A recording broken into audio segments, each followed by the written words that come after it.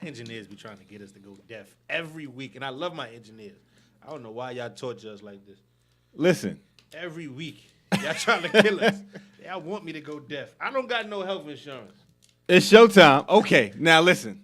You're listening to Topics here on IBNX Radio. I'm Tone Taylor. And I'm the uninsured Chris Harris. The uninsured. Uninsured. We're going to need you to get on some papers. We bring you that raw, real, and respectable sports talk. Now let's get to it. First up, Saquon Barkley. Woo! Showed out at the NFL Combine. Should Barkley go number one? Listen. Don't do that. Should Barkley go number one? Don't Tell do me. that because I could have swore. Let's roll the tapes back if we can. Everybody go back, watch a few episodes ago, maybe 4 or 5 episodes ago. We were talking about what the Browns should do with that number one pick. And I said go draft Saquon Barkley. I said it then. Did I not say that? If I'm lying, I'm flying. Did I not say that? You said it. Don't make you correct, but you said it. I'm just saying it's just ironic that we bringing it right back up here. I just find that funny. I mean, you like to fight with me a lot on things like that. Now it's a topic. I mean, it is a topic now. You know, he showed out. He did his thing. I hear you. What he ran? 440? He ran a 440, 29 reps on the bench press, more than Luke Kuechly. And he got a 41-inch vertical. So with that, the vertical stood out to me the most. Okay. Because now everybody's like, he can be that dual back that can catch. With that kind of athleticism, he can go get it, you know, with that kind of athleticism, I think. So what stuck out to me is him in, like, wheel routes, you know, putting him in specific wheel routes. Mm-hmm. And if he gets the right one-on-one, I think he can go make a play. But I said that. I said the Browns shouldn't even have to worry about a quarterback. You know, how many quarterbacks are you going to keep drafting? You got to give somebody a chance. You know, you got to give somebody a chance. I think Kaiser can be okay. And I feel like the pass game is so bad because you didn't have anybody to give the ball to run the football. Okay. So now that you have somebody to run the football, open up your pass game. Now what you got to do in the later rounds, go get somebody to throw the football to. Oh, okay. Okay, to throw the football to. You got to get somebody to throw the football to. Okay. But isn't Josh Gordon still there? Yes. That's one person you can go throw the football. You throw to. You got one person you can throw the football to. There's need another person to go throw the football to. So I'm taking Saquon Barkley. I said it last month when we talked about it on the show. I'm saying it again. I'm taking Saquon Barkley, number one. The quarterbacks are impressive, though, so it's kind of hard. But the quarterbacks are every year kind of impressive. And you're going to be in a position where you're going to draft high again next year. Don't worry. Mm-hmm. So you might not get another Saquon Barkley, but I think you can go get another quarterback. So I'm taking Saquon Barkley, number one. Yes. Okay.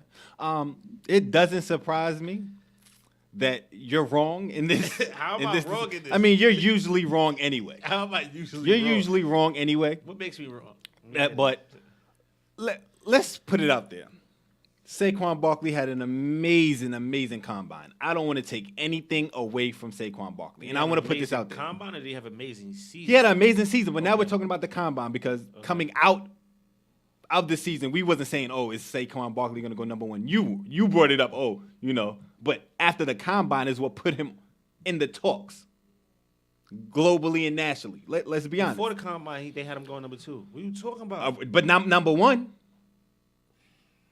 But listen to what I'm saying. You hear what you just said? I'm just going to tell you. Wrong, I'm going to tell you why you're wrong. I heard. There's a difference between going number one and going number two. Is in football is a difference between going number one and number two. And I'm going to tell you why you're wrong. 3 minutes. There's a 3-minute difference. And I'm going to tell you why you're wrong. Okay. Like usual. Okay. At the number one pick, you need a franchise player. I'm not saying that he's not a franchise player. You need a franchise player. But you're not saying that he is either. You need a player that's going to lead your franchise, going to be the face of your franchise, not for 5 years, not for 6 years, for 10+ years. At the number one pick. That's what you're looking at.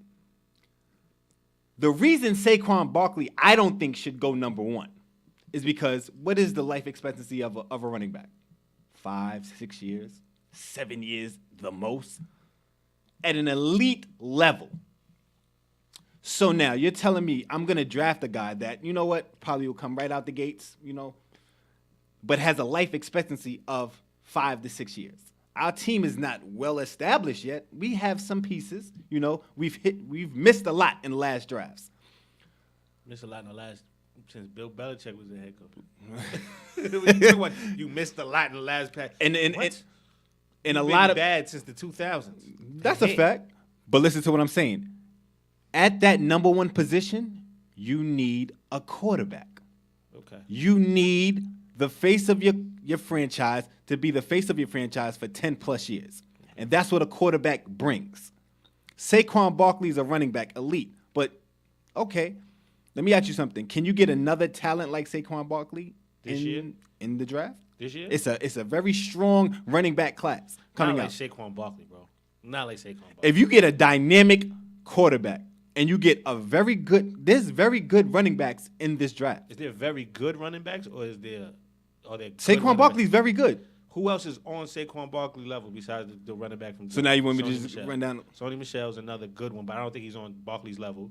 The Okay. dude Bryce Love went back for his senior year. Okay. So he's not in the NFL draft this year. So you just feel like there's nobody else I think he's an immediate game changer. But if you don't have nobody, you said you need a passing game and a run game, right? You said you need the ball, somebody to throw it to. But who's gonna throw the ball? Sean Kaiser. Seriously, did you look at me with a straight face Yes. and say Deshaun Kaiser? Are you serious? At this point, me and you Is could be he quarterback. serious? Me and you could be quarterback for the Browns at this point. You see No, what I'm no, saying? we Yes, can't. Yes, we No, can we can't. At this point. No, we cannot. We gotta. I don't want to go. Chance. What? We got an equal chance, just like anybody else right now. But that's why they need a quarterback. They need a quarterback. You need somebody to be the face of your franchise. They've missed so much in these it's horrible. 2017, they had the number one pick. They got Myles Garrett. Okay. They picked him. No problem. I'm not going to trip. They could have went a different way, but they got Myles Garrett. Okay. Building your defense. He was a freak in college. Okay. He's going to grow.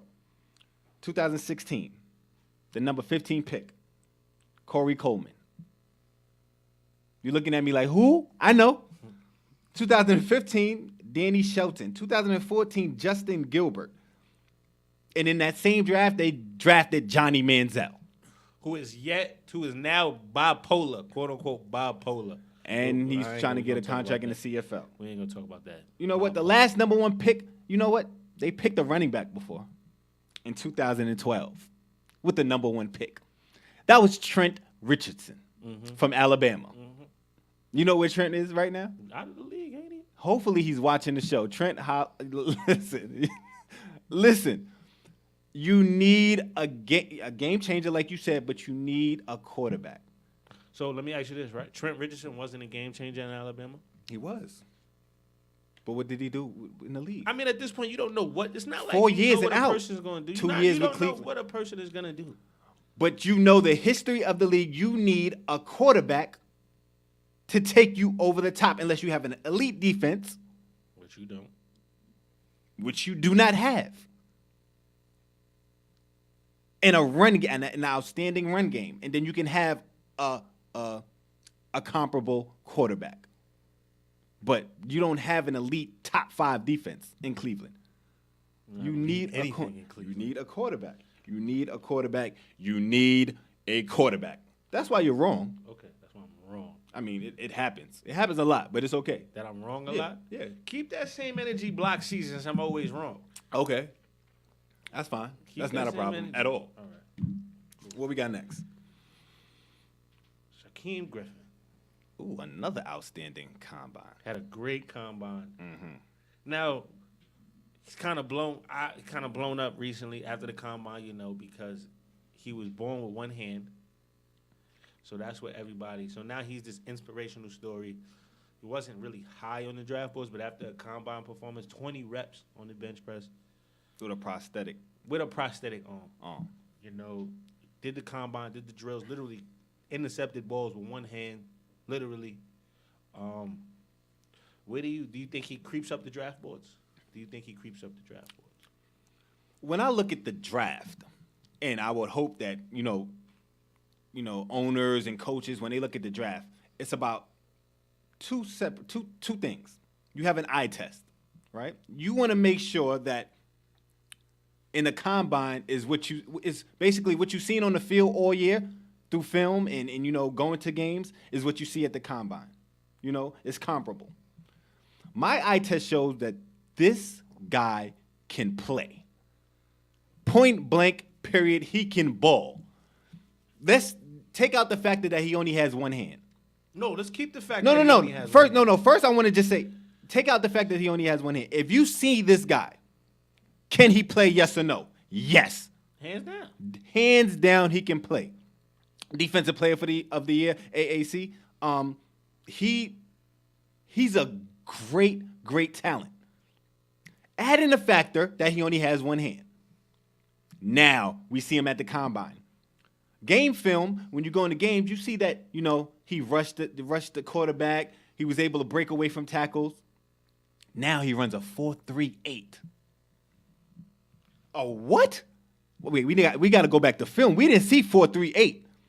Are you telling me he's running a 4.38? Okay, now he has elite speed coming off that edge. Now, he's a linebacker, so you have to look at certain intangibles. Can he tackle? Absolutely. He can definitely tackle. Now, another aspect is, can he break? There's going to be some tackles that he breaks away, but he has such elite breakaway speed. He has a knack, an instinct to get to the quarterback that even if he gets to the quarterback and can't maintain the tackle or whatever, you give your team time to have your back.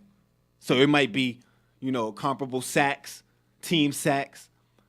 You can't just push him back because of one arm, because he's succeeded at every level. High school, he succeeded. He's got a D1 scholarship. He went to college. He worked his way up. And he's showing you that with the inability to have one hand, he's still succeeding. You have to give him a shot. This player is with two arms, two hands, that can't do what he does. I can't. Point blank, period. Yes, he deserves to go high. Listen, third round, the worst. That's worst case scenario, third round. He should go. All right, listen. What do you say? If anybody takes him third round, fire everybody else before the third round. Fire all 30 NFL teams. Fire everybody if he go before. I totally if he go understand third round. 122 career tackles at UCF, right? 18 and a half sacks. 33 and a half tackles for losses in his college career. Those are damn good numbers. And he basically sat out his whole redshirt And freshman year. remember, you sat out of it, exactly. Redshirt. He sat out again when he came back. Still sat. I think at this point, and not to say it like this, and I don't want to offend anybody. I don't want to make it seem like, we're giving you this because of your misfortunate disability, or I don't want to call it a disability, or what it is. The birth defect. I don't want to call it disability because he's not a birth defect. He's not disability. So I apologize for that. Not trying to be insensitive, but this is a guy that you take because he's a star off the field. This is somebody that you look at off the field, and he's going to inspire so many people. He's going to be in commercials. Mm-hmm. Whoever takes him is going to be so good for your brand. Absolutely. Because he does everything the right way. The guy, outside of all of that, off the field, on the field, he's going to take care of business because he feels like he still has a chip on his shoulder. He still has a lot to prove. And off the field, he's going to give all these people inspiration to go ahead. This is a story that you're going to hear for in sports for the rest of sports. Absolutely. So I feel like you got to take a gamble on this kid because from a business standpoint, he's going to make you way more money than you're going to pay him. And is it even a gamble, though? His talent, is it really a gamble? I feel like the draft is always a gamble. Okay. The draft is always the gamble because you don't really know how people are going to. We see it all the time, and we mostly see it in basketball. But I think you mainly gamble on lottery picks, high draft picks. But I think me personally, there's no way he got to go third round. No way. And I was just saying that worst case scenario. No way. I think that if he goes second round, I think he slipped a little bit. He could go late first. 25, back in 25, maybe 25 to the 30. Okay. I like him second round, But second round, that's probably going to be where he goes, second round, because there are going to be a lot of question marks, and people who do their job, they're going to have more question marks. But anybody that's out here that has two eyes, man, you got to see the bigger picture. You got to see the whole picture. Absolutely. You got to see the whole picture, and he's going to bring more good to your franchise than he's going to do bad to your franchise. Absolutely. I totally agree. I'm rooting for the kid now. I'm rooting for the kid. I'll go buy the kid jersey and all. Like, even with the NFL doing all the nonsense that they did last year, that's one jersey I will go buy. Absolutely. Totally agree. So okay. We don't do it too much, but we agree. So, Baker Mayfield, Josh Rosen, Josh Allen, all impressed at the combine. Donald doesn't throw, though. Who do you think will be the first quarterback off the board? Probably Sam Darnold. Okay. Sam Darnold. I personally like Josh Rosen. You personally like Josh Rosen, but you think Donald will go. Sam Darnold, because Sam Darnold redshirted his freshman year. Okay. In 2 years, Sam Darnold threw for 229 yards, 57 touchdowns, and had a passer rating of 153.7 in 2 years. Josh Rosen, in 3 years, threw for 9,340 yards and 59 touchdowns with a quarterback rating of 140-1.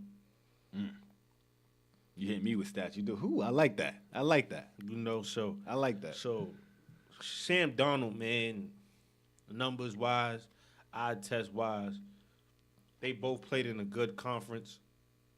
I don't really like Josh Allen. I feel like I like him. He's 6'5". He's the bigger out of all of them. He's the biggest out of all of them. He got the best arm. They told him he could throw that ball 90 yards. It's crazy. But then my whole thing is a lot of things for me is who did you play against?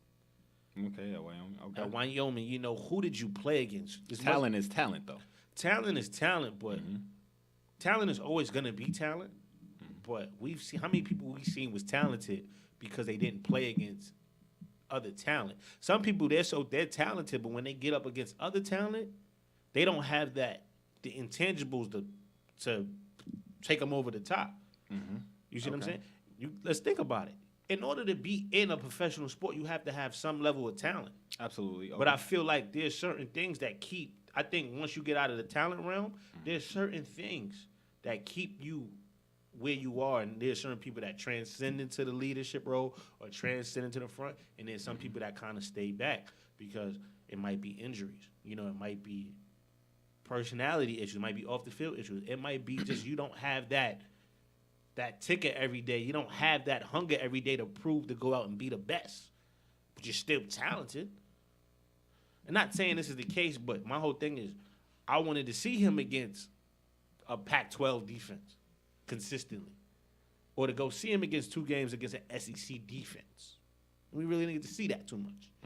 So that's why I'm kind of like, But the boy got an arm. But I'm either going with Rosen or Sam Darnold probably going to be the first one taken. Okay. Sam Darnold probably like, my numbers is crazy. I don't need to throw. I hear you. And first and foremost, you're wrong again, but you know what? Okay, it's your opinion. So I'm not even going, you know what? Let me take that back. You're not wrong because this is your opinion. It's a wrong opinion, but it's your opinion. That makes no sense. I hear you, though. I heard you. So I think Baker Mayfield should be the first quarterback off the board. Proven eye loser. test. A proven loser. Proven loser. What did USC do? Listen. Wait, are you the Heisman Trophy that's winner? Crazy. You don't listen. When you're the Heisman Trophy winner. That's crazy. How do you call Baker Mayfield a loser, but USC, where were they? Where was UCLA? Like, are you serious? Listen. He went to the semifinals. Seriously. Listen. No, I'm not listening. As what do you want me to listen to? Winner, people expect you. What do you want me to listen to? People will say, like, with all the hype that Baker Mayfield guy, he underachieved. He should have won 1 national championship. But you just he's a loser. That's your response. A loser. Yeah. But he was in the playoffs. Yeah. That makes sense to you. Yes, it does. First and foremost, I don't know what you're talking about. Okay. But I'm gonna let you. So why is Baker Mayfield your first pick? So you're taking Baker Mayfield number 1 to the Cleveland Browns. If I'm the Cleveland Browns, I take Baker Mayfield. I look at it as everybody will give him the 2 knocks. His height, which is huge. His height and his his maturity. Which is, i.e. Okay, perfect. I'm glad you said it. Go ahead. and I'm his glad you said maturity. that. Glad you Okay, said so that. with that being said, right, his height, I can name 2 great NFL quarterbacks who are shorter than him. And I'm going to tell you right after this break. You're listening to Topics here on IBNX Radio. You're listening to IBNX. IBNXradio.com. The station with the best music. Best music. I love the music. Best music.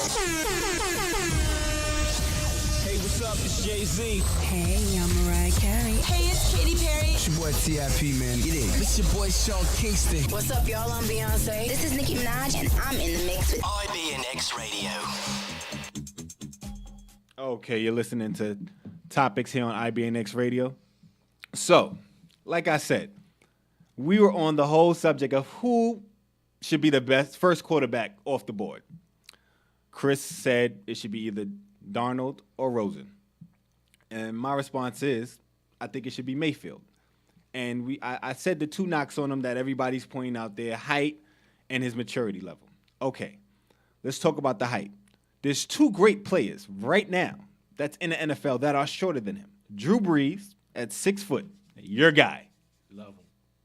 Exceed one of the greatest ever. Just had his record broken for most Big Ten wins, though, all time. So I just want to throw that out there. No problem. But one of the great, he's going down as one of the greatest ever. Yes.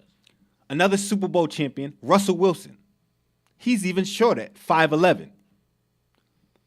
Baker Mayfield is 6'1", right? Can move out the pocket. Has an arm. No, he has an arm. Yes, definitely has an arm. Has an arm. Yeah. His accuracy is there. Yes. He can make any throw on that field. Any throw.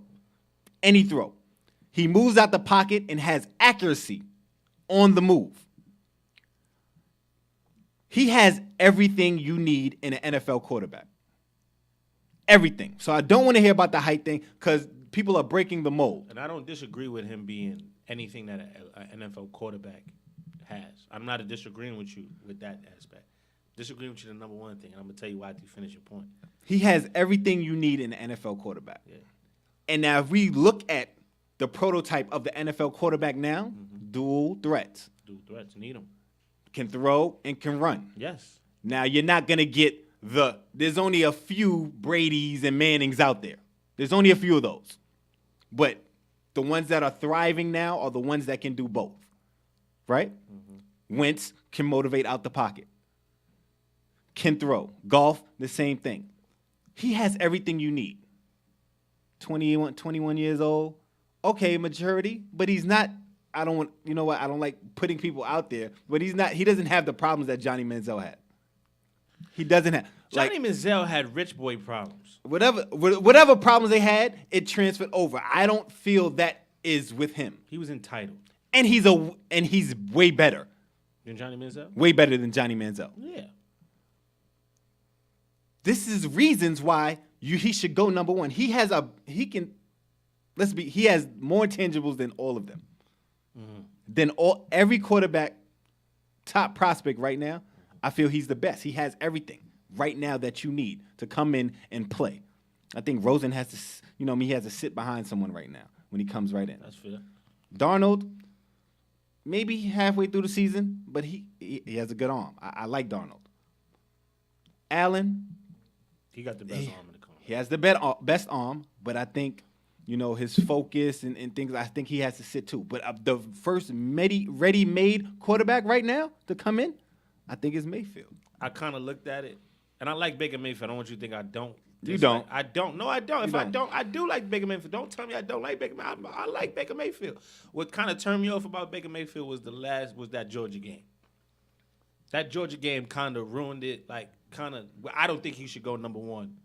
I think he's gonna do great things in the NFL. I would love to see him in a Jets uniform.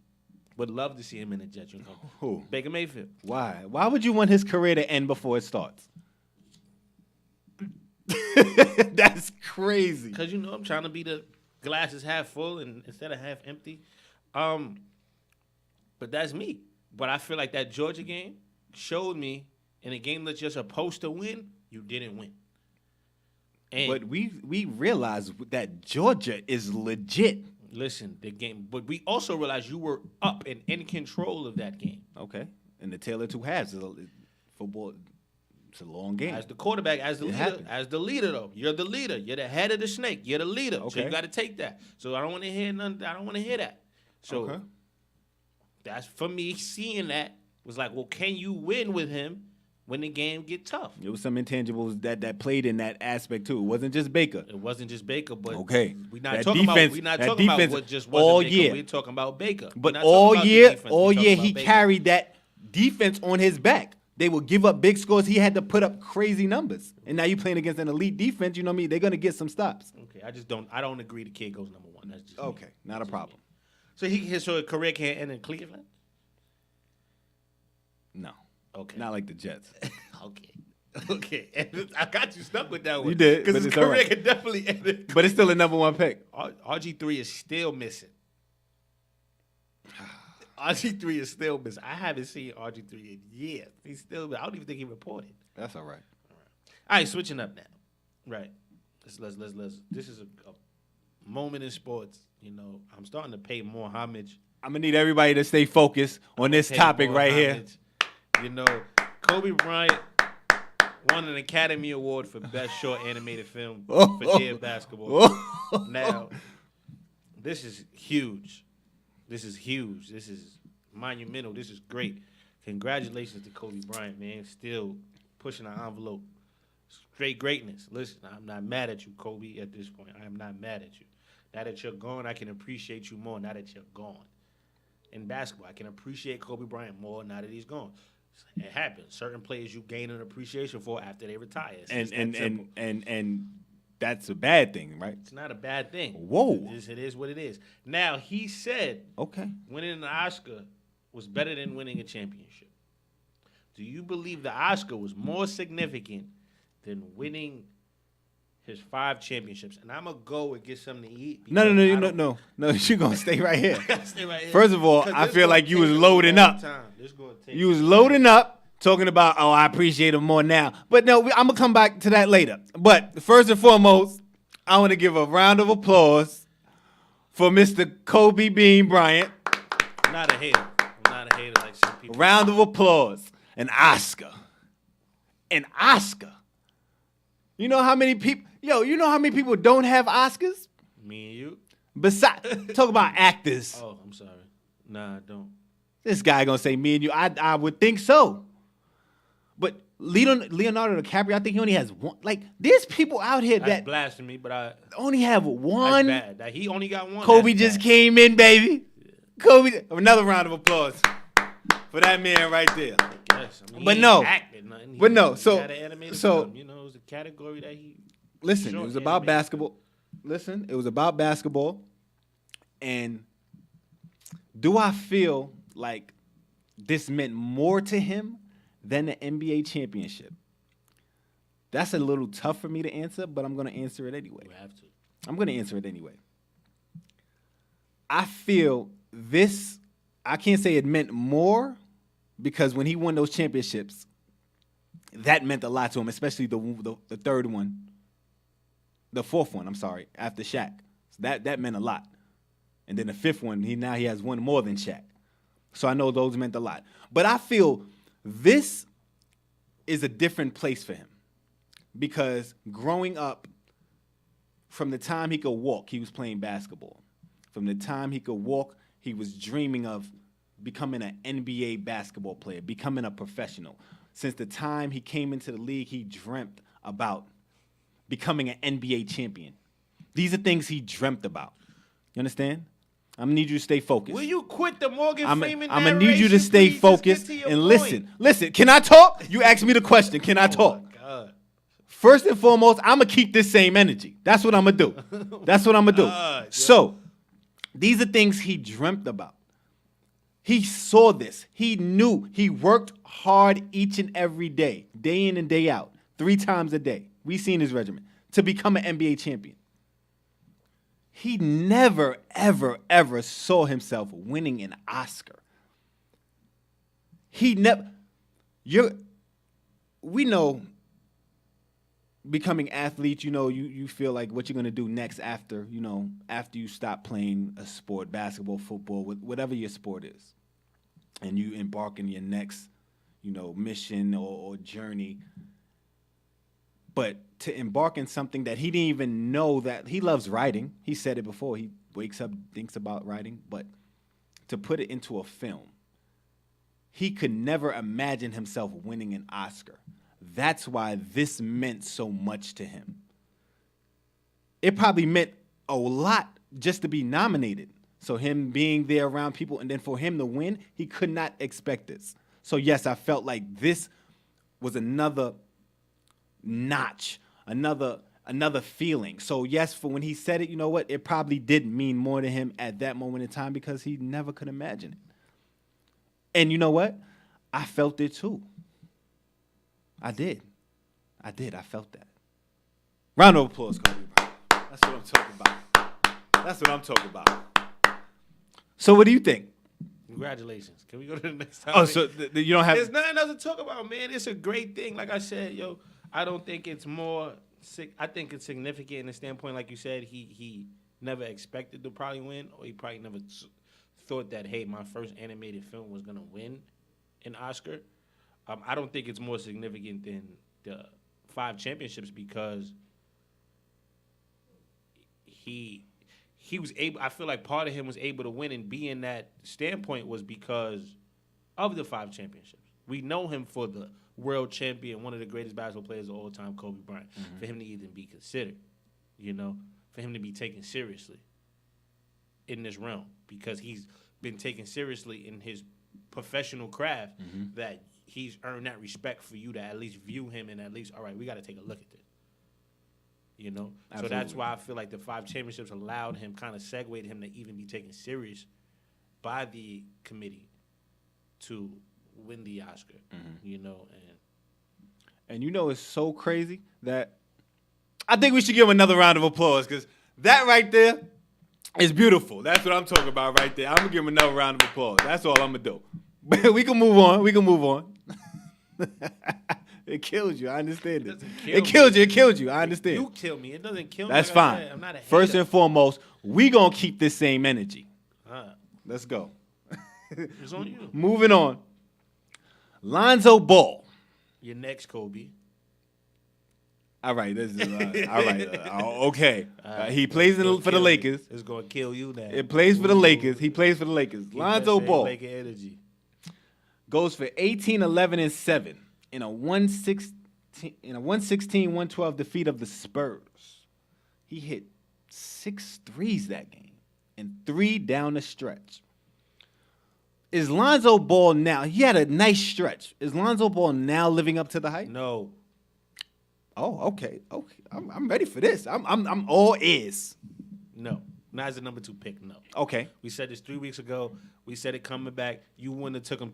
We said it 3 weeks ago. You said it out your own mouth. Roll that tape again.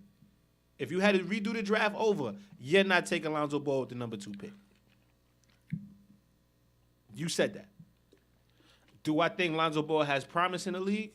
Yes. Was I one of the Lonzo Ball advocates? It's going to take him some time, but the kid is going to have more better games than not better games? Yes. I said that.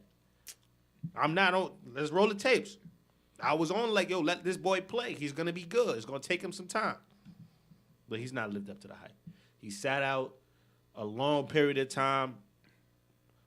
They won more games this year than they won last year. Yeah, good. They only won, 23 games last year? Something like that. Also, I think you had a better team this year than you did last year. Kind of help you. And then your supporting cast is playing well. Kyle Kuzma has been the better rookie this year, in my opinion. Lonzo Ball got enough time to make a rap album. He got all this other stuff. But I don't think he's lived up to the hype as the number 2 pick. I don't think he's lived up to the hype as the number 2 pick. Nope. Go ahead. What is the hype? What was your expectations of Lonzo Ball? To be at least 3rd in the Rookie of the Year conversation. He's not even in the conversation for Rookie of the Year. Okay. He's not even in conversation. I was at least going to have him at least in conversation. Like, you know what? You got a fighting chance with him. What were you expecting his numbers to be? Be real, and I don't want you to look at his numbers now. Did you have a 13, 9, and 6. That's what you expected from him. And he's close to it. 13, 9, and 6. That's what 13, you 9, and expected 6. from him. But what I like about Lonzo Ball is the stuff that he does that the numbers really don't show. Okay, this is so now you're getting where my thought process is going. My whole thing is this: what was everybody's hype from? Basically, the main hype and everybody was putting him on this pedestal is because of his father. Let's be real. If it wasn't for his father saying this, that, and a third, what his son is going to do, what his son is going to be, what's he going to take his team, we wouldn't put him under such scrutiny like he is. The team, we didn't expect the team to be just from nothing to playoff to the playoffs. I didn't expect that either. Exactly. So we didn't expect them to make the playoffs this year, which they're not. Okay. Did you expect them to come out and average 20, 10, and no? I'm just saying, just in general, because I'm confused with everybody saying what's his hype. What is his hype? This rookie, comparable to a lot of other rookies that's come before him at the point guard position, had okay rookie years. Shot just as bad. Put up maybe a little less numbers across the board. But we didn't down them. We didn't say, oh, he's not living up to the hype. It's the hype that the media put on because of his father. I didn't have a hype level. I didn't build him up to a certain hype level because I felt looking at him in college, I knew what he can bring and what he was going to be. I didn't think he was going to come out and average 20. I didn't think he was going to average. I was like, maybe he'll average 14, maybe. But what he's doing, and I'm seeing more now because he plays for the team that I like. He plays for the Lakers. He does so many things that goes unseen and doesn't come up in a box score. I said that. So people just disregard it. Yes, he's averaging 10, 7, and 7. How many rookies have ever done that? It was 4, and 2 of them is this year. Him and Ben Simmons. Ben Simmons is at 10, 7, and 8 or something like that. And it's him. So I don't get the hype. I don't want to hear about, oh, is he living up to the hype? He's having a good rookie year. He's having a decent, and the last few months, he's been getting better. Before he got hurt, he was playing better. He came back, he continued to play better. Oh, they won games without him? All right, fine. The team is getting better. But he plays a big part in that. They say, oh, I heard people, I want him to be more aggressive. Let him play his game. Yes, he gets the ball and pushes the ball up. This passing is contagious. His passing is contagious. He's, there's 7 players on the team that average double figures. 7. He's 6th. No, he might be 7th on the team that in double figures. He at 10.2. You have Ingram, you have Randall, Lopez, Pope, Kuzma, Isaiah Thomas. He just got there, but Thomas as well. And Clarkson was averaging double figures before he left. Thomas has helped him take the pressure off him. You know, I don't want to hear about the hype. I don't want to hear about it because he's playing well. He's playing very well. So with that, if you're the Lakers right now, the way the NBA's been going, you get the draft right now, you're taking Lonzo Ball again with the 2nd pick. Yes. I'm taking Lonzo Ball. Why? You wanted me to say I'm taking I just said okay. What? Who would you take? Probably Jason Tatum still. Why? Well, if I'm the Lakers, I'm not taking Jason Tatum because I already have Brandon Ingram. Okay, exactly. So with that number 2 pick and you're the Lakers, who do you take?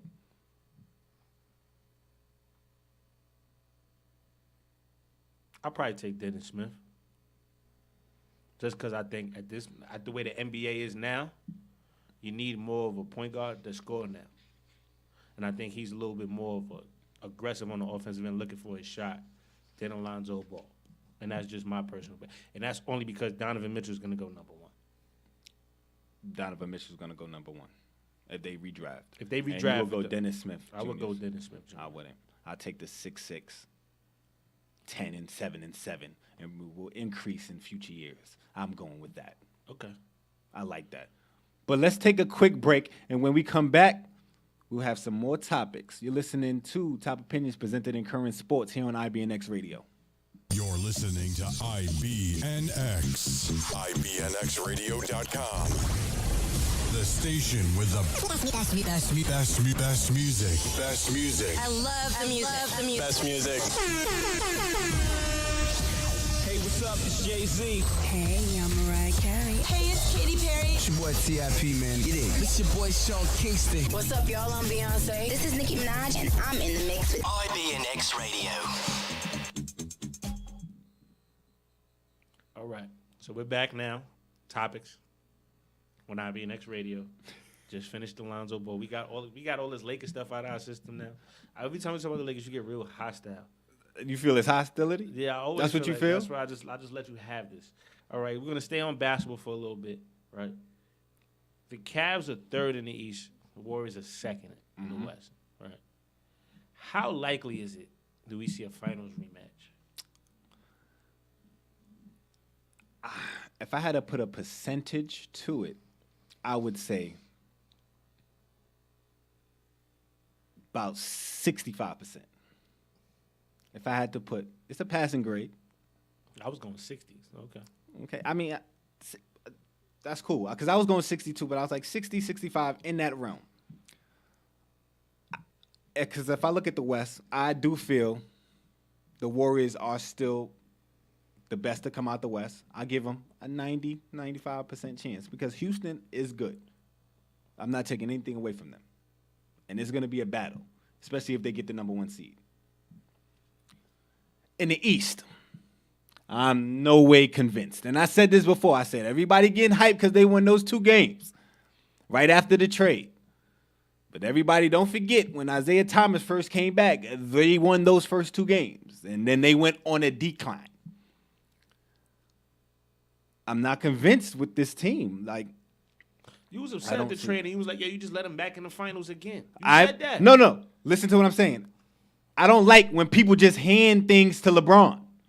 That's what they do. They like handing things to LeBron. Before he got there, before that trade, I was like, I definitely don't think they're coming out. Probably don't even come out the second round. See, now with this team, I even think they have a chance to go.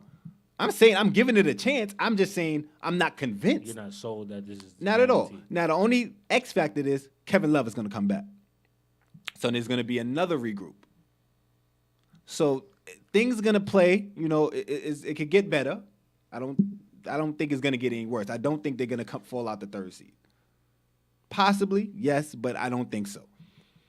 But I only really give them like 55% chance of coming out the East. Okay. And I like I told you before, I really, really like Toronto this year. I really like Toronto. I feel Boston is a year away. One, because they don't have that other go-getter. Everything is reliant. But Kyrie can explode. He can go a 3-game stretch in a playoff series, go for 40, and get a win, and get 3 wins. But I just don't think they have enough to get past, a Toronto, possibly Cleveland, depending on how they, But the only thing I like about Boston is that they're not scared of anyone. And I really wouldn't mind. Like, everybody says, what if Cleveland doesn't come out, and what if, Warriors don't come out? I would be mad if the Warriors don't make it, but I wouldn't mind seeing Houston and Boston in the finals after that game. I wouldn't mind seeing it either. That was a great game. And this is what scares me with the Houston Rockets is the pace slows down in the playoffs. Absolutely. And that's the only question mark for me. How efficient can Houston score in the half court for a 7-game series? With the whole from quarter 1 to quarter 4. Not just like the last 8 minutes of the game. And that's Now why you're talking Chris about the Paul whole was there. time. That's why And I Chris think Paul this, there. so but I still got the Warriors until you beat the Warriors. And with LeBron James, we've seen LeBron James be able to will his teams. So you can't count him out because we've able to see him will a team in a 7-game series.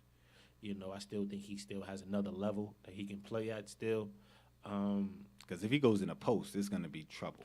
I think, I don't even playoffs. think so. I think their best lineup for me, in my opinion, is going to be Clarkson, Hood, LeBron, Kevin Love, and Larry Nance. I think that five right there would be very, very good because Clarkson has been shooting the ball well. Mm-hmm. Rodney Hood is a straight shooter, and Kevin Love. So now you got your three shooters to space the court. And then you got a freak with Larry Nance Jr. who dunks everything. So every time LeBron goes to the basket, he has somebody to drop it off, and that's going to finish. Had a very good game. Tristan Thompson doesn't finish as much as he should to be around the basket. He keeps plays alive, but in the playoffs, you got to – in the regular season, you can keep those plays alive. Would you start with that lineup, though? I wouldn't start with that lineup, but I Okay. would end the game with that lineup. Okay, all right. I would end the game with that lineup. So the last 5 minutes, that's probably going to be my lineup because there might be a day where Tristan Thompson is grabbing you 12 rebounds, so you got to continue to give him a look. There might be a game where Jeff Green has 16 or George Hill has hit 4 threes or Kyle Korver has hit 5 threes. So that'll mix up, but or even JR. JR probably before Jordan Clarkson. One of those two guys, depending on who's shooting a better night, who's having a better shooting night that game. But I think with Hood, LeBron, Kevin Love, and Larry Nance, those 4 guys, I think with those 4 guys, you got a chance to be in the game, if not win the game every night with those 4 guys. And then you just got a 5th guy because Rodney Hood is very unselfish, making the extra pass. Absolutely. LeBron James can still make plays for other people. He's been doing it his whole career. So I think with those 4 guys, you still got a chance. Okay. And their 4 is better than the Eastern Conference. Anybody in the Eastern Conference, 4. You just gotta whoever. What for? That 4 right there? That 4. I don't know. I'm taking that 4 before I take the 4 from Toronto or I take the 4 from Boston. Now, however, I'm not counting these guys out because they got role players who can come in and make an impact for a 4-game series, and I don't count these guys out. Guys like a Jason Tatum and a Jaylen Brown, a Marcus Smart who can change the game on the other end of the court, Defensive not end. offensive. Absolutely. DeMar DeRozan's playing out of his mind. I'm still not sold on Kyle Lowry. Yes, because when it comes to the playoffs, I'm not. I agree. When he gets to the playoffs, he disappears. He does. So, Serge Ibaka, I feel like is on the decline. Valanciunas has kind of disappeared. He was hyped for the first 3 years when you first heard about him. Yeah, but he had a still big conversation. gets it done. He still gets it done, but you got to do more than just get it done, bro. You got to play. So, but well. you're still at 60%. 60, 65. I'm still there just because Okay. we don't know. Okay. Because Kevin Love, you still got that question mark because it might not work with Kevin Love. It might not. Okay. So I don't knock it. But let's get back into some football. Kirk Cousins has his finalists, final few teams that he's going to pick from. The Broncos, the Cardinals, the Jets, and the Vikings.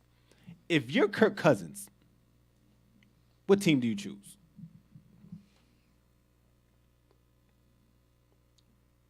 The Broncos probably. The Broncos. We said that 2 weeks ago. I think the Broncos is going to be they're in need of a quarterback. I think they have still the tools. That defense is still one of the better defenses in the NFL. I think they're just missing a quarterback that can just manage the game and put them in the position to win the game. I think Kirk Cousins can still make plays.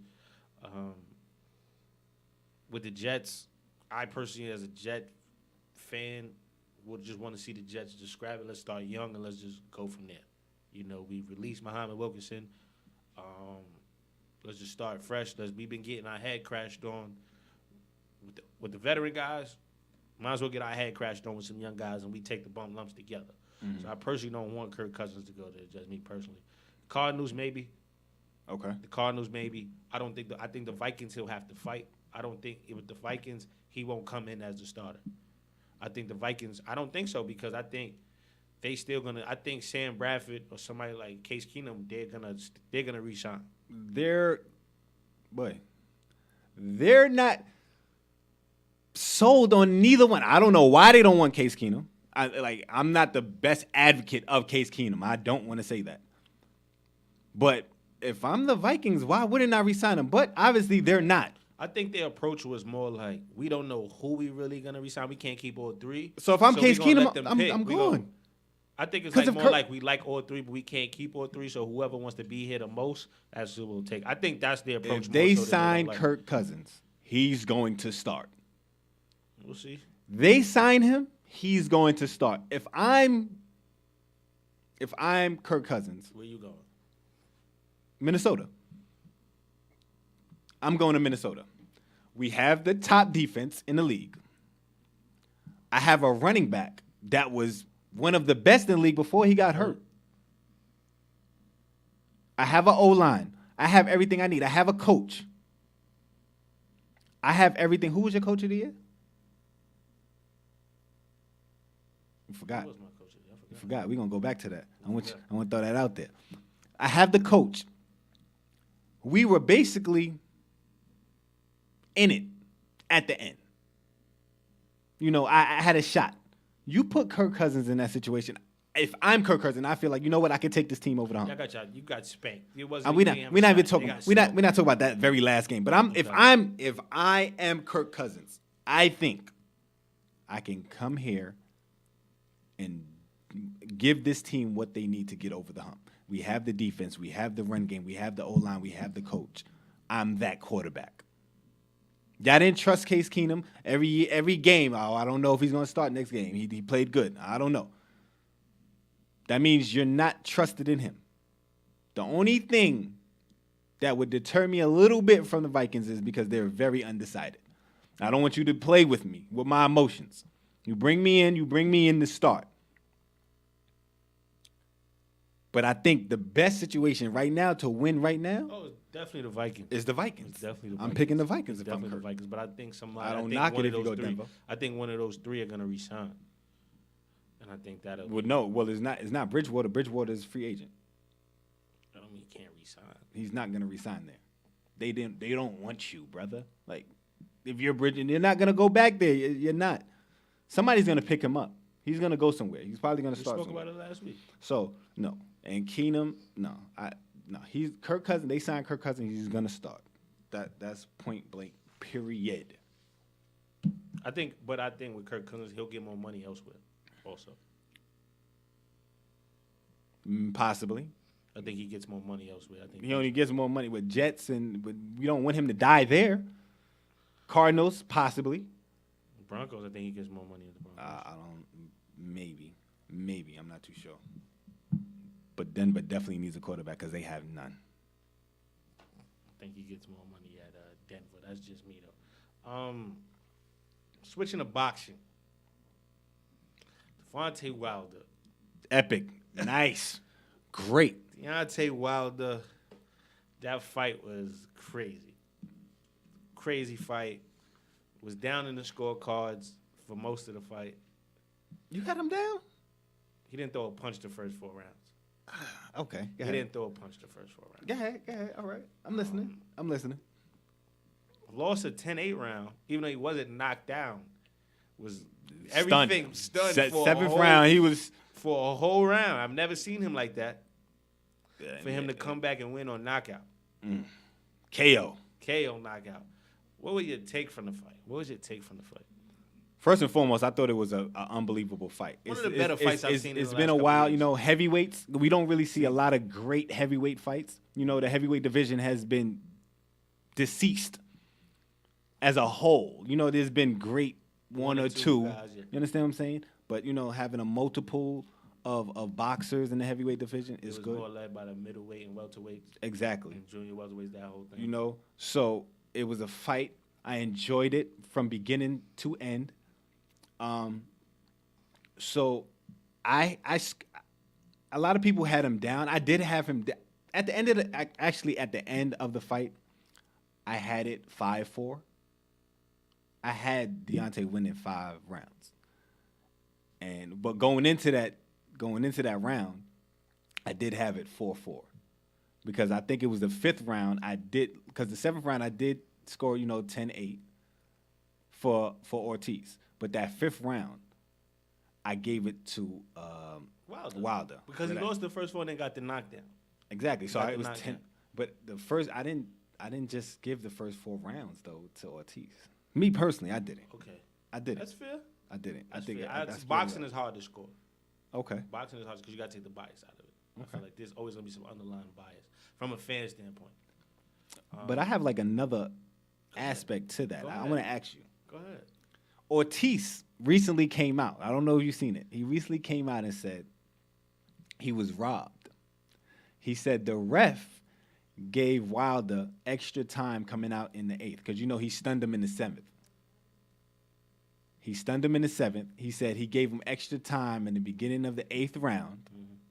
You know, because he said he didn't have no cut on his face, but he told Wilder to go to the side to see I don't know, something on his face. So he was like, remember that. he said when he got up in the 8th, he said he was still stunned. He was like, so he feels. He definitely was. He didn't fight the 8th round either. He said that the ref was either paid under the table or anything like that, but somebody paid him because he felt he was robbed. You gotta take your loss as a man, bro. You gotta take your loss as a man. Unless you can prove that, then you can't say anything like that. Unless you can prove it, like if you got concrete evidence, then you're not supposed to speak of that. You had a great fight. You fought a great fight. Absolutely. Even though you lost, you fought a great fight. You gained more respect. Even though you didn't lose any respect, you came out there. More victories, and I don't like more victories. You won on the more victory scale. You won on that. You know, you opened a lot of people's eyes. You're gonna get a lot more fights. But the problem was that 8th round, when you had him stunned on the 7th round, you're supposed to put him away in the 8th. And I said this to my cousin, we were watching the fight. And I said, listen, he escaped the 7th round. He's gonna run the 8th round. He's gonna run this 8th round and come back too. He's gonna box again in the 9th round. Halfway through the 9th round, he's gonna box. And he's gonna try to knock this kid out and steal a fight between 10 and 12. I'm telling you now, this is gonna happen. I told my cousin this as we were watching the fight. And that's exactly what happened. That 9th round, he kind of came back to like, okay, got my feet back under me. And then the 10th round, he completely forgot all his boxing technique. And you would have thought Deontay Wilder was in the back of he was in an alley back in Tuscaloosa, and he was wilding him out. But that's exactly what happened. He took all the punches he was Ortiz throwing got was tired. wild. He got tired of getting hit. He got tired because you put all those and you put that energy to put him away in the 7th and 8th round. And he didn't go down. And he didn't go down. You thought that at the end of the 7th round, you was like, ooh, this kid might win this fight. He just can't get knocked out. You was just like, yo, if he get knocked out, he's going to lose the fight. But if he don't get knocked out, he's going to win this fight. He could. So, I got another question for you. The big fight everybody wants to see, of course, is Anthony Joshua And him. Just quick, I need you to who you think will be the favorite in that fight, real quick, before we go to commercial? Wilder? Just because, you know, Joshua been ducking. He been ducking a lot, you know, and now he's been ducking.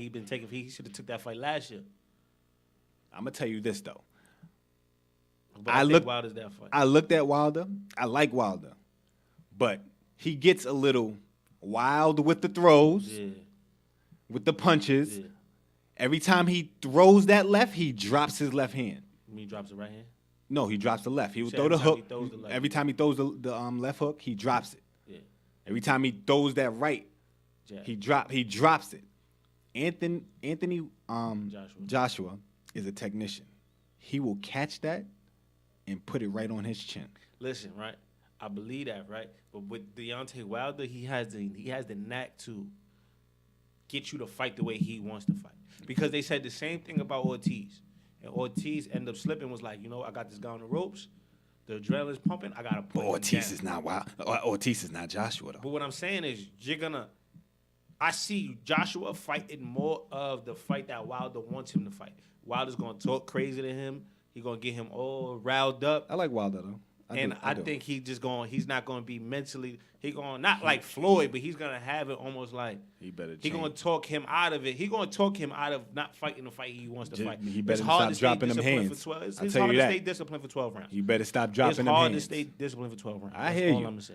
But we're going to take a quick break. When we come back, we have trivia time. You're listening to Topics here on IBNX Radio. You're listening to IBNX. IBNXradio.com.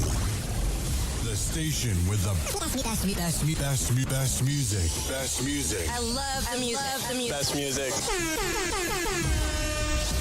Hey, what's up? It's Jay-Z. Hey, I'm Mariah Carey. Hey, it's Katy Perry. It's your boy T.I.P., man. Get in. It's your boy Sean Kingston. What's up, y'all? I'm Beyonce. This is Nicki Minaj, and I'm in the mix with IBNX Radio.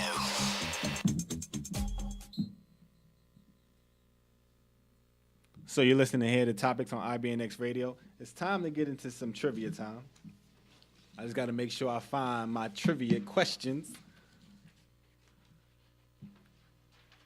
Okay, let's get to it. You listening? You got people bringing your trivia questions. Listen, now? don't worry about it, baby. Don't worry. This is what You I got do. other people doing This is trivia what I for you do. now? First and foremost, don't worry about it. This is what I do. You got other people. You got other people doing Listen, your trivia for you now. all I know is this. If you win, I know there's a reason. We gonna What's talk the about reason? it. Because I saw your we paper at gonna work in talk- 5 seconds. I can't read your handwriting. Okay, that's what you gonna say. That's what you gonna say. I can't read it. All right, let's get to trivia time. It's trivia time with Tone. It's showtime. I'm gonna let you start this one off.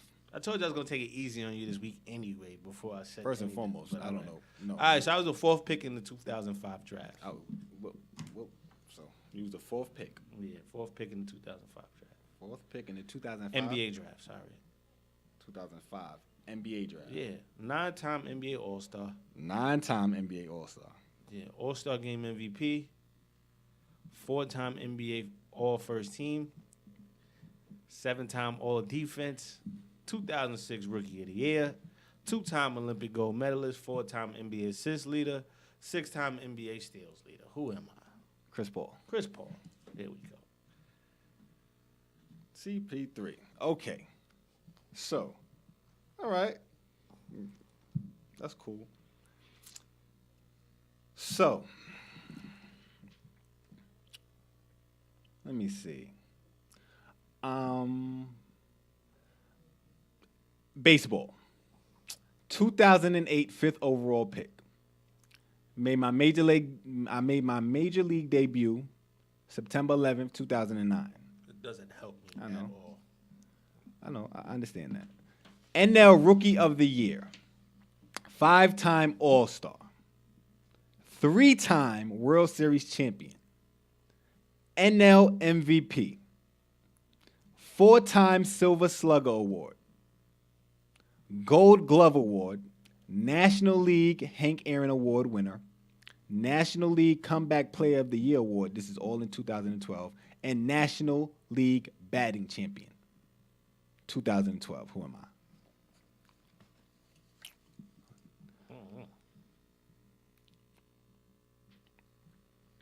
National League 3-time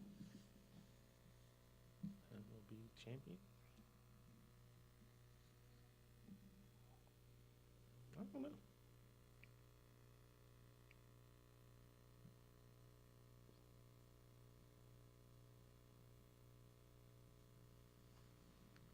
I want to say Buster Posey. There you go. I was not expecting to get that, but the comeback There you- player of the year kind of helped me with that. There thing. you go. Buster Posey. All right. 6-time Pro Bowler, 6-time Pro Bowler. 2-time First Team All Pro. 2-time All-Pro. Yeah. NFL rushing leader in 2013. 2013 rushing leader. Yep. And 2011 NFL touchdown rushing leader. 2000 what year? 11. That's all I got for you. His 2000. accolades wasn't all that crazy. So 2013 rushing leader. And 2011 touchdown leader. NFL 2011 rushing, touchdown rushing leader. 6-time Pro Bowler. 6-time Pro Bowler. 2013 rushing leader. 2011 NFL touchdown leader.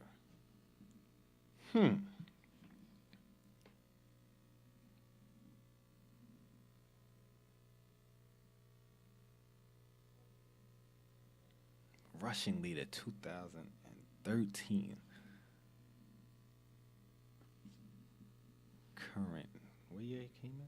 Oh, 6-time Pro Bowler.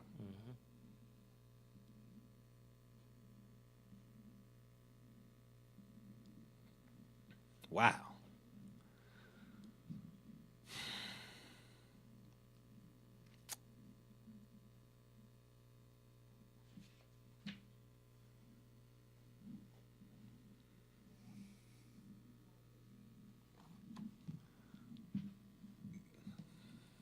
All right. 6-time Pro Bowler. I just wanted to clear like the dead, like it was salad. You just want to declare the dead. Listen, All right, guys. How's everybody's day going? listen. Don't try to mess up my train of thought because I let you think when you were trying to figure out Buster Posey. Did I not? I'm gonna have to go. Wow. LaShawn McCoy. Sean McCoy.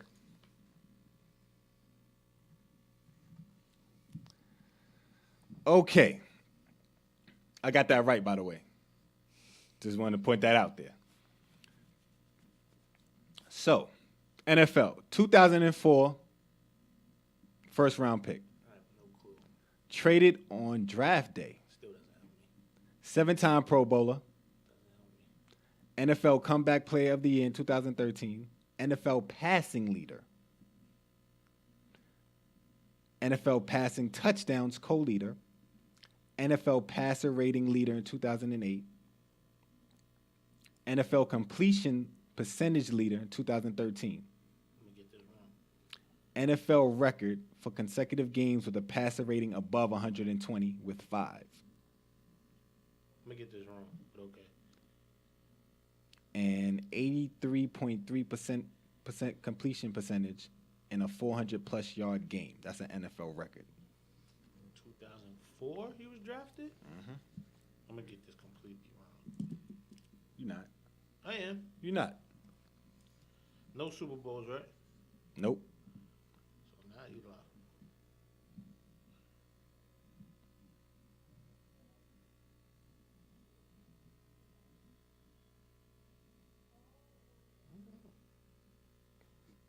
You're going to get it. I promise I'm not going to get it. I don't know. I really don't know. Because I don't think this person's been in the NFL this long. So I've got to narrow it down. So no, he doesn't have any Super Bowls. Mm-mm. So it's not like, it's not Eli, it's not Drew Brees.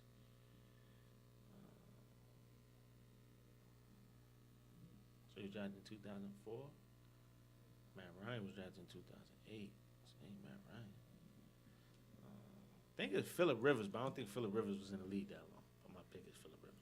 Yes, you got it right. Oh, I didn't know. I didn't. I told you to go get it right. Listen. Stop. Listen. Listen. I don't know. Listen. I'm telling you. Listen. I don't know. 5-time Pro Bowler. 5-time Pro Bowler. 2-time first team All Pro. How many times? 2-time first team All-Pro. All Pro. 2015 NFL receiving yards leader. 2015 co-receptions leader. What year? 2015. He led the NFL in receiving yards and receptions, or co-receptions. That's all I got for you because his accolades ain't all that crazy. Damn. So you got for me? 5-time Pro Bowler, 2-time All-Pro. Yeah. 2015 receiving yards leader and 2015 receptions co-leader. Yeah. Receiver. 5-time Pro Bowler, 2-time All-Pro. No Super Bowls. No Super Bowls. 2,000 receiving yards. 15, 16, 17, 18. Des Bryant? Nah. Who? Julio Jones. Julio. Accolades Okay. wasn't crazy. I'm sorry. Julio. Okay. That's a nice watch you got on, by the way. I'm going to take that first. Appreciate it. That's a nice watch. I seen that. 2007, 12th overall pick. 5-time Pro Bowler. Oh, Jesus. First team All-Pro. Second team All-Pro. Super Bowl champ. 2-time NFL rushing touchdowns leader. What year was I drafted? 2007. Marshawn Lynch? Yeah. You know what the crazy part was? While I was doing the Sean McCoy thing, in my mind, I'm going to use Marshawn Lynch next week. But now I can't do that. But thank you. This one is going to be a tough one. I'm not going to lie. I told you this one was going to be a tough one. But 3-time MLB All-Star. 3-time MLB All-Star. 2015 AL MVP. AL MVP, 2015. Mm-hmm. 2015 Hank Aaron Award. 2-time Silver Slugger. AL RBI leader in 2015. And 2015 leader in runs scored. And he was the AL MVP in 2015. Yeah. This one is tough. I'm not gonna lie. I'll even throw a position out there if you need me What position? to. Third base. Third base, 2015. 3-time MLB. AL.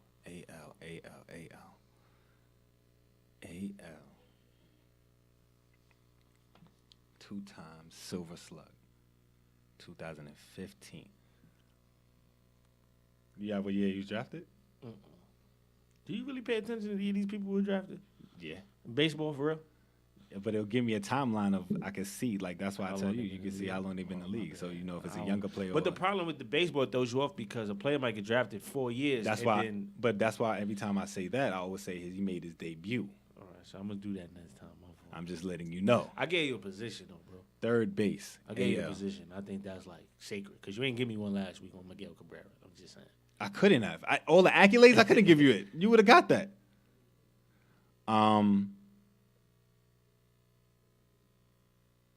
3-time. 2015 AL MVP. Third base. I know this. You know it. I think you know it. I know this.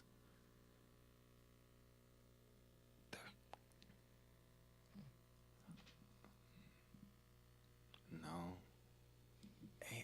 15, 16, 17. You got to start counting. You can't count 18 because 18 hasn't happened. I know. 3 years ago. Oh, snap.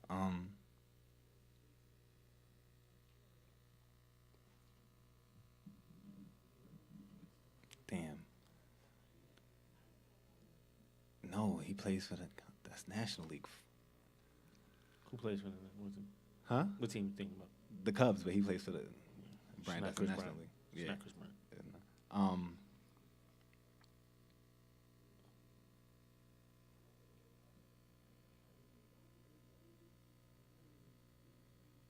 I don't know. Third base. This was the toughest one. I said this was gonna be tough. I thought you was gonna get the other three, and I think you're gonna get the last one. So I was like, I gotta throw one tough one in there. This I was don't a know. tough one. I'm sorry. I don't know. You really don't know you quit? I don't. Who is it? Josh Donaldson. Josh Donaldson. Okay. Okay. I feel like the third base and the AL MVP would have gave it away. I was yeah, but I couldn't really think of Josh Donaldson, really. I'm the 5th overall pick in the 2003 draft. 3 NBA championships. NBA Finals MVP. You didn't do this. 12-time All-Star. You didn't do this. NBA All-Star. You didn't do this. 2-time All-NBA first team. 3-time All-NBA second team. 3-time All-NBA third team. 3-time. You did it? I did the same one. We gotta throw this one out. Who? Dwayne Wade? Yeah. I definitely did Dwayne Wade. Look, I definitely did Dwayne Wade. That's crazy. We gotta throw that one out. We gotta throw it out. So, I mean, I guess you could give both of us a point on it. Yeah. Give both of us There's a point on it. it. We both get a point on it. And I win again. I get one more though, Oh, you right? get one more? But Yeah. you got 2 wrong though. But if you get the lat, I got 2 wrong. You got 2 wrong. So what is it? What's the score right now? 4-3. Do I have a chance? I got a chance to get 4 though. No, because I just gave you. Listen, That's your last one, D Wade. D Wade was my last one. It was the You last just got one? Donald, you only got a chance to get 3 because you got Chris Paul, LaShawn McCoy, Dwayne Wade. Because I went first. Yeah, and I got the other You 2 got wrong. Julio Jones and Josh Donaldson. Okay, cool. Well, look, it happens. It happens like that. That's crazy. That's the first time. It was bound to happen. Probably so, especially with the NBA. It was definitely bound to happen. Especially with the And NBA. you waited for the last one to give me an NBA one, but you only give me one NBA. We're gonna expand. We're gonna expand sports. We got to. We got to? We got to. We have to expand sports. Oh, Jesus. You don't think so? All right. We could. Okay. So let's get into some college basketball. Basically, they're saying goodbye with the one and dones. With the scandal rocking youth basketball, the NBA is ready to step in. What do you think about the NBA getting involved in, high school basketball? They've actually got started already in youth basketball. They started the World Championships in 12 and under. Mm-hmm. So they're sponsoring that. It's only a matter of time. It's only a matter of time because at the end of the day, the NBA is going to take a hit for the NCAA probing because the players who are going to get drafted are going to come in with a negative. They're going to come in a negative light if they did take money. Or some people that disagree with the whole college players should be paid, they're not going to want to watch these guys. So it automatically affects your brand indirectly. It affects your brand indirectly or down the line. Mm-hmm. So it's a matter of time before you step in. You know, I think it's about time. Like I said a few weeks back, expand the G League. Make sure that every NBA franchise has a G League team. Okay. If you want to come out of high school, you got to do at least 1 year to G League. So if you come out of high school, you need. What about these players that's NBA ready? What if you get a LeBron? You still gotta play 1 year to G League. You still have to play 1 year to G League. You know, or expand the G League and let that team. You know what? With that being said, draft these guys, but then expand the G League where you make the G League. You got to make the G League more friendly where these guys can come in and showcase their talent when they don't go to college. Because the problem with the G League, the problem with NBA and college basketball is the two games are completely different. Mm-hmm. You play 48 minutes in quarters, and then you play halves in college. In the NBA, you got a 24-second shot clock. In the NBA, in the college, you got a 30-second shot clock. In college basketball, you can stay in the paint defensively and play that zone. In the NBA, you can't. So rules are completely. The game is faster. The rules are completely do off. You think they don't translate. Do you think they should incorporate more of the college game to be like the NBA game, or incorporate the NBA game more to be like baseball? college baseball and like football? Only thing with football is you got to have 1 foot in instead of 2. That's it, really. But you got to look at the games. Like even women's basketball, they've gone to quarters. They went to quarters. Mm-hmm. So you don't got to make it 48 minutes. I like that too. I like it too. And the NIT is going to implement that where they're going to quarters. Oh yeah. They're going to implement that and they're going to go to quarters. They're pushing the 3-point line back a foot, and they're going to quarters. So when you watch the NIT, the postseason NIT, you'll see those rule changes. Oh, they implemented this year? I think they're implementing it this year or next year, one of the two. But I think they are going to implement that. So I think you got to expand your brand, and you got to keep these kids home, man. Because at the end of the day, you got kids like Terrence Ferguson, Emmanuel Mudiay, Brandon Jennings going over there and making somebody else money. They're making money back, but they're becoming, they might stay. Mm-hmm. If you want to make these guys like people are paid to see certain high school kids. You're absolutely correct. The high school basketball. Like right now, you know how many people are flood the NBA arena or a G League arena to see Zion Williamson play? You're right. People will pay $50 to go see that. Mm-hmm. People will go pay $50 to go see that, or go see R.J. Barry. Because you got the internet. R.J. Barry's from Canada, so you never know. Somebody like a Marvin Bagley, people would have paid to see Marvin Bagley. Absolutely. Another kid that's going to do Cam Reddish. People would pay to see these people. Mm-hmm. But my prime example is somebody like a Zion Williamson. Next year you have Greg Anthony's son, who's athletically a freak at the point guard. Yes, he is. And you got another kid from New York, Jalen LeCue, who goes to school in North Carolina. He has a chance to be a pro. Like he can be a pro next year. Mm-hmm. People will pay to see Bol play, bro. People will go see Sharif O'Neal play. You got to expand the G League. You got to. You have to. I don't mind the exposure, that it will bring. I just don't want it to, I don't, and some people say it may stunt the learning curve, but I think it will get better. You have How do you pros, stunt the learning curve? You have pros. You're giving them an extra year. You don't get it, you go to the G League. Nah, if you think you're ready, if you go to, just like how you got the 2-way contracts, you got some of the 2-way contracts, but you send these guys to the G League anyway. So why not just let them go to the G League from the start, or just be like, yo, this is the option. Don't wait. So now, doesn't that hurt the college basketball? No, because the kids who want to go to college will go to college. But you're not getting the top players anymore because they're going right to, the G League. All right, but the top players. But how many times have you seen the top players go to the league and really struggle, or guys who struggle in college and then make the jump to the NBA? And i.e. Mike Beasley. Mike Beasley, I think, is one of the perfect examples. Mike Beasley put up crazy numbers in college. Mike Beasley put up numbers equivalent, more better numbers than Marvin Bagley numbers in absolutely. college. And then you see he's kind of underachieved in the NBA in terms of the But I think that that played a factor of him standing in his own way. I really think Beasley is very good. I think Mike Beasley's I see Mike Beasley get 40 beast. without his shoes tied. He's a beast. Michael Beasley's a bad boy. He's fan of Michael super Beasley. talented. He fan. just stands but that's in his just own like, way. But just that's my point though. You know, I don't think like it's gonna stunt the learning curve. I don't think it's gonna. I don't think so it's either. gonna I hurt think it at all. I think it's gonna just make your brand better. And the kids that want to go to college, now you're competing again. Now college basketball is fun because you got those kids who want to be in college. You know, those kids. You can see certain kids, and I'm gonna take a stab at Kentucky this time. Even though I'm a huge Kentucky fan, you see certain kids who don't seem to be all the way invested. They're waiting for March to be over so they can enter the draft. So that kind of hurts your brand. That hurts your product in a sense. And that's why you lose to teams like Florida who are playing for the experience. Certain kids want to go to college. They want to have this experience. They want to be the big man on campus. Certain kids dream. They want to cut down the nets. And the kids who do that, you don't want to cut them short. They're still going to be able to go to college. And the guys who think they're ready to go to the NBA, they're going to go to the NBA.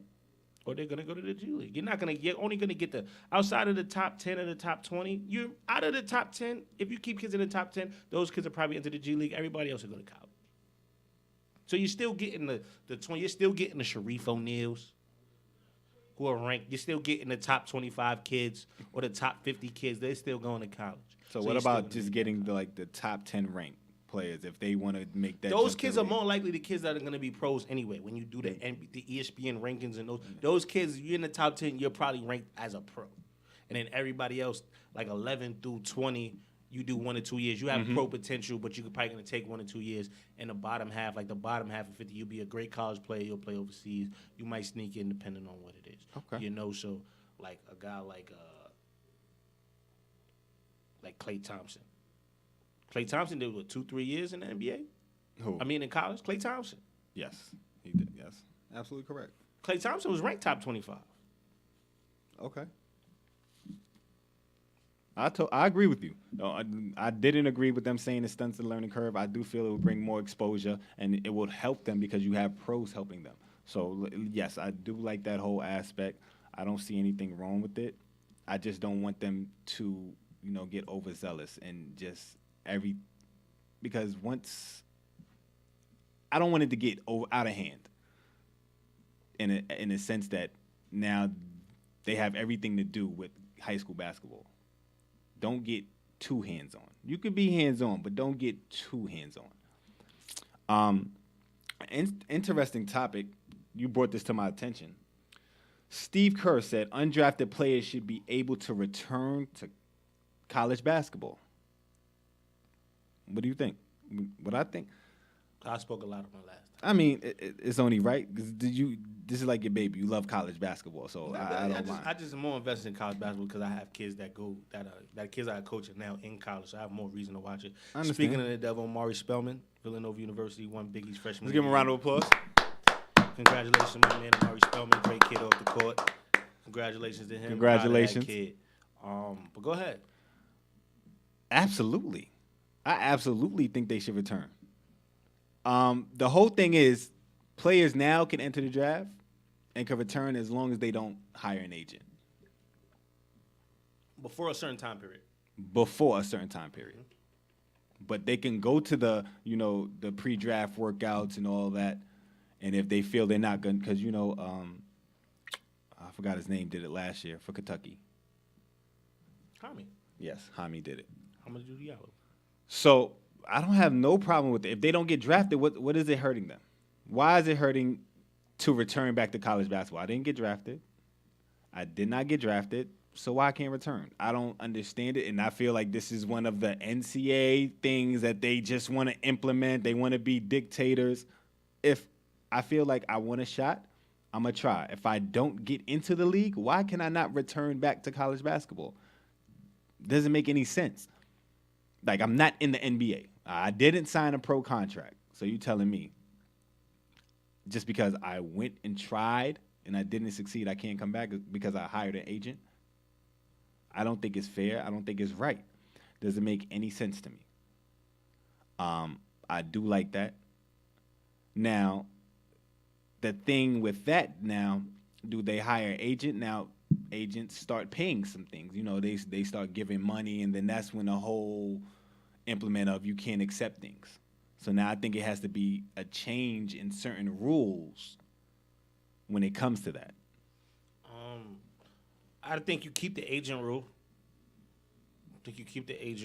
Okay. You know, I think you keep the agent rule, or you modify the agent rule a little bit, you know, where, but the people who hire agents, they know they're getting drafted, you know? So I think when Steve Kerr meant this, when he meant this for like the people that are already projected second round, that slip, you know, let them return to school, because those people probably won't hire an agent. You mean like people that was projected second round and didn't get drafted. Yeah. But some of them do hire agents though. I mean, yeah, The but majority of I them, mean, like, that's they because coming at out. this point, when you put your name in the draft, you have no other choice, so you have Yeah, to hire an agent. exactly. I think that at this point, though, if I'm projected to go 50th, I'm reluctant to hire an agent, and I still have the option to go back to college, because I'm gonna be like, hey, I might go 50th.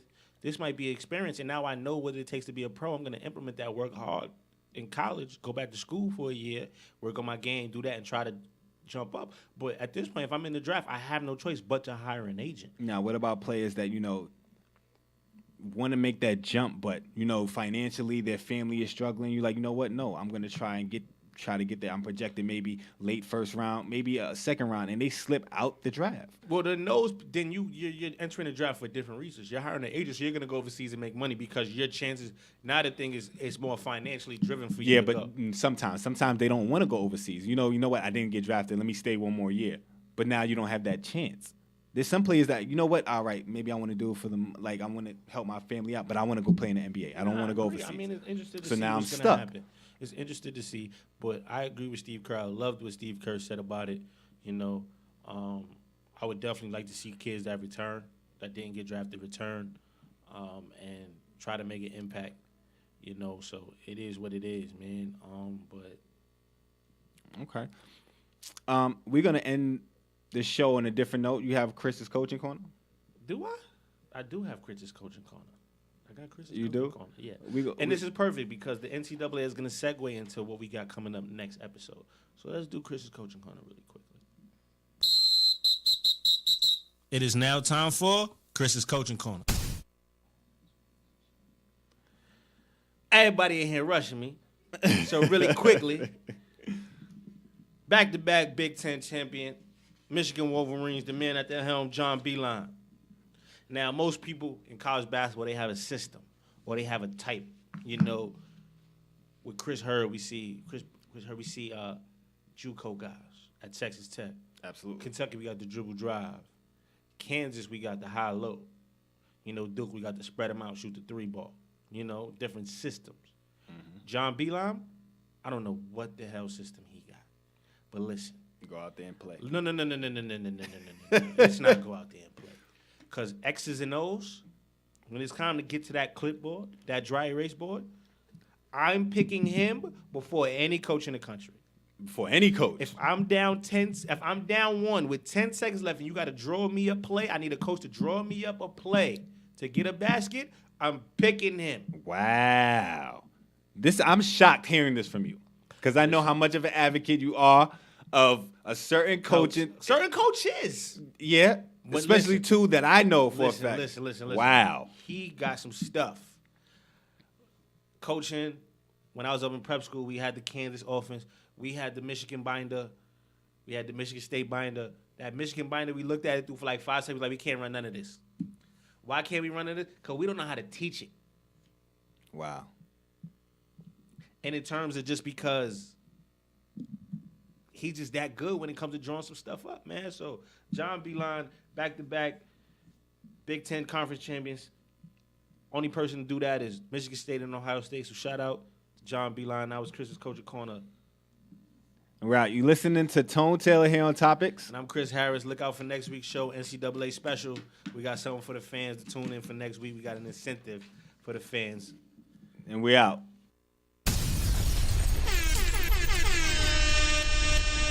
IBNX Radio.